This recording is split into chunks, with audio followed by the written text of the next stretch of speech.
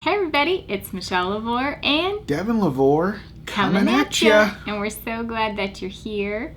And we just pray that you guys are blessed by what the Lord has to share today. We are going to be going over Genesis chapter 1, verse 13 today. Yep.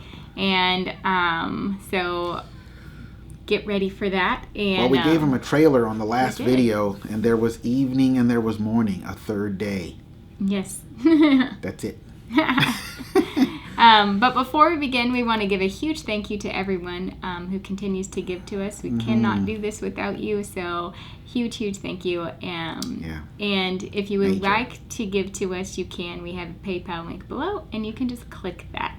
Yep, and that is all we have. Other people have asked us if we have other things that we can do. I was like, we just can't. You know, we don't have our phones are like grandma and grandpa phones. Mm-hmm. So they don't handle all the apps and stuff, and all they just don't. Historically, right? They've just not handled those things, and a lot of those apps you can't put on a desktop or a laptop computer, and so it just, And there's a couple people recently who have given to us, but when I sent the thank you, it came back as like a mailer demon. Basically, it was like that. He's like that email address doesn't exist.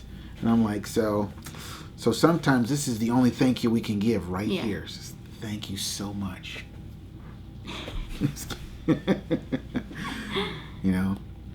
So you want to just get into this? Get all right, cool.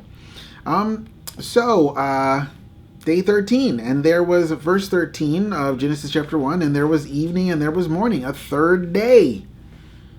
The end. No, I'm just kidding.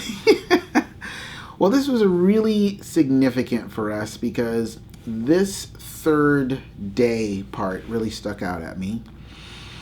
And we got this day 13, this verse 13 for us was on yesterday. June 18th of 2021, which is exactly 42 months from December 18th, 2017. Now 42 is a huge number. Let's get into it a little bit. 42 is the number of arrival. 42 represents the series of events until the arrival of a house. It's said that the Israelites had 41 encampments, and then they crossed the Jordan. Unbelievable. It's 142 of all the times. Anyway, and so that promised land was there was the arrival of the house of Abraham, the arrival of the house of Jacob, and so you can get into it. You can make a whole video on just that number. But it was really significant, because 42 months, it's just like that 3.5 year, that times and a half, or however it's said, it's used throughout the Bible a lot, particularly for prophetic time frames.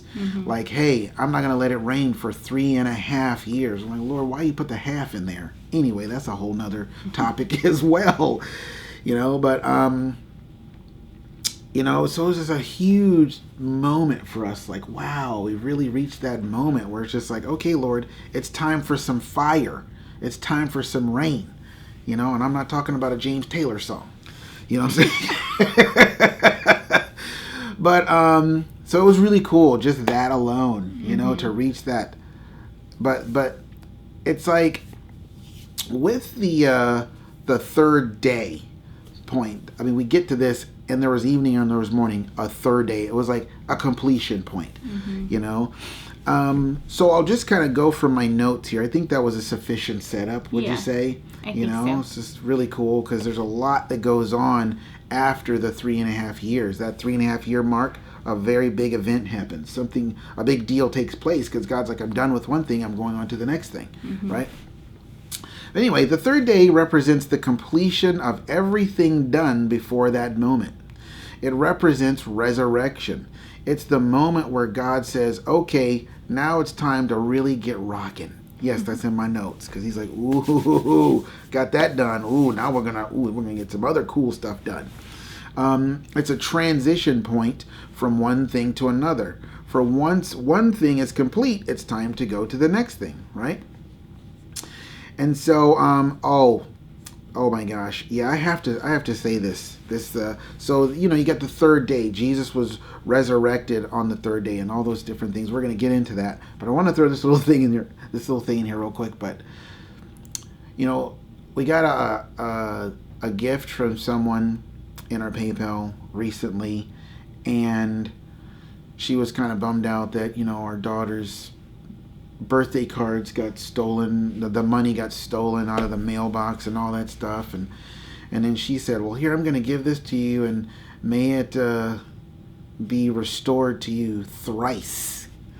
And I was like, thrice? Wow, I guess that's like 3 times. It's like, who uses that word, thrice? You know what I'm saying? But we got that offering on that day, right? Yeah, was yesterday. It on? It was yesterday, right? Yeah. It was on that day. And I was just like, whoa. And now this is the funny thing is, because she usually gives messages, but in this message, it was like she was talking about prophetic things and the move of God in her life and how she's transitioning from one thing to another. And then she used that word thrice, and it really jumped out at me. It was a weird old English word, but it really jumped out at me because I was like, wow, we're on the end. It was evening and it was morning, the third day. Mm-hmm. This whole day, the Lord's talking to us about the third day. She uses this word thrice, and I'm just like, I laughed when I heard. I was like, oh, that's crazy. I was like, okay, cool. And so I went on to this video where this guy, he's actually interviewing China Phillips from Wilson Phillips, and how she's like converted to the Lord and just transitioned to Jesus, and her whole life is about Jesus, and let me tell you why. And it was a 53-minute long video.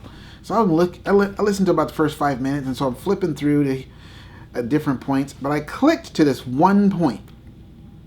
I mean, I think I only did it like 2 or 3 times, just fast forwarding, like, oh, what are they talking about here? Oh, what are they talking about here? The second time I did it, I clicked, and literally within 5 seconds, she uses the word thrice. I was like, I forget what she said. She said something about, thrice. She just used that one word. It was like, oh yeah, I did it 3 times. It happened to me 3 times. Yeah, thrice. And she just threw that word out there. I was just like, what? That was crazy. So you can see how that's just a way that God uses signs and prophetic numbers and even prophetic words that represent numbers. Mm-hmm. And thrice is interesting because it represents 3 times. Yeah. And it's just, that was what was going on yesterday. And I was like, this is crazy. So the Lord was speaking about the third day. And I was like, oh man, you really got my attention now. And so I looked up the scriptures. Went to the scriptures, and I looked up the word, that's the phrase, third day. And did you want to read some of these? Sure. Because I know they didn't hear from you much last video. So. I know. I'm the reader now, so. What do you want me to read?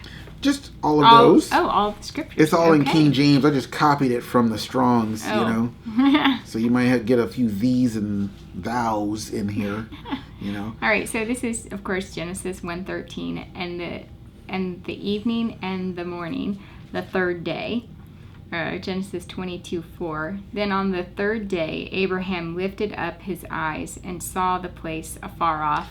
And that's talking about Mount Moriah there. And then Genesis 31:22. And it was told Laban on the third day that Jacob was fled. That he took off. Mm-hmm. He jetted.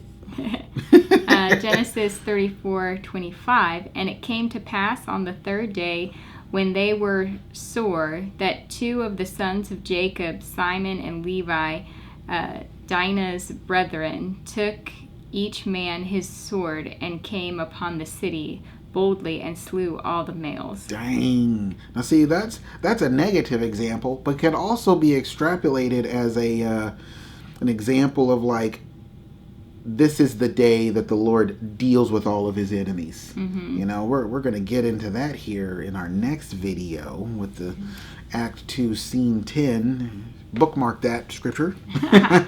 Genesis 40:20. Yep. And it came to pass the third day, which was Pharaoh's birthday, that he made a feast unto all his servants, and lifted up the head of the chief butler and the chief baker among his servants. Yeah. Well, and we know what happened to the baker. Mm-hmm. He really got his head lifted. Yeah. So, but it was on the third day, right? Yeah. When that was the third day after they had been put in prison, and Joseph was able to interpret the dreams. Yep. Okay, Exodus 19:11.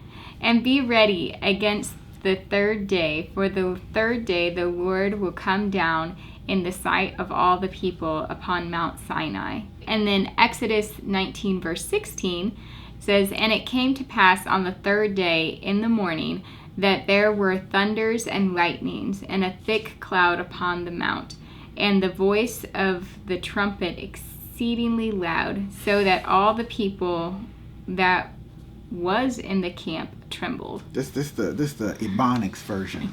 You know, the people that was in the camp. See, what had happened was I was over in the camp. You know, I was just chilling, okay? And you got to read it like that. and then there was lightning. And then there was lightnings and thunders, all kind of trepidations. You know what I'm saying? So I got on up out of there, you know, because I didn't want to get struck. You know what I'm saying? So just have a little news camera, little icon down there, just like, so what happened around here? I think